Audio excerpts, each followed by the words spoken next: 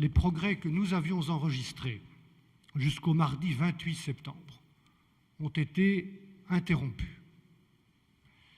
Des démarches parallèles que je ne veux pas commenter aujourd'hui semblent avoir été engagées par un groupe ayant avec l'Irak des relations anciennes. Je veux espérer que ces démarches parallèles n'auront pas de conséquences sur la sécurité de Christian Chesneau, de Georges Malbruno et de leurs compagnons syriens, et qu'elles ne retarderont pas le moment effectif de leur libération. Bonjour, merci, je suis de la presse algérienne. Nous sommes parvenus, à partir du 18 septembre, à établir un contact fiable, indirect, avec le groupe de l'armée islamique d'Irak qui détient Christian Chesneau et Georges Malbruno, ainsi que leurs chauffeurs syriens.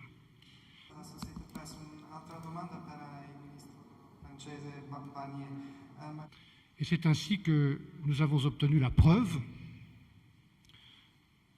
que Christian Chesneau et Georges Malbruno étaient vivants, sont vivants et bien traités. C'est ainsi qu'un processus de libération a été enclenché. Dans le contexte dramatique, instable, qui est celui de l'Irak et de Bagdad, une sortie de crise, c'est toujours un moment extrêmement sensible et incertain.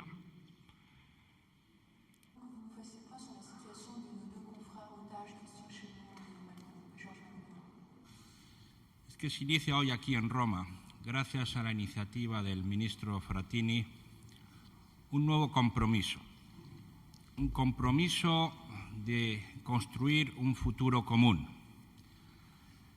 Estas palabras quizás solo podrían interpretarse como una nueva declaración política. Pero lo que los 4 ministros hoy aquí en Roma hemos discutido y hemos coincidido es que la situación en lo que es la vecindad inmediata de Europa necesita una estrategia nueva, clara, comprometida para la paz y el futuro de todos nosotros. Allora, io sono il più recente come ministro.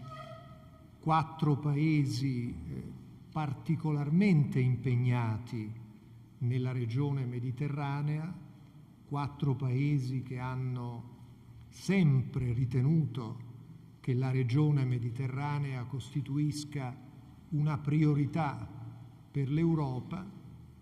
Oggi abbiamo approfondito la nostra discussione per cercare di dare un contributo al rilancio del processo di Barcellona che quest'altro anno compie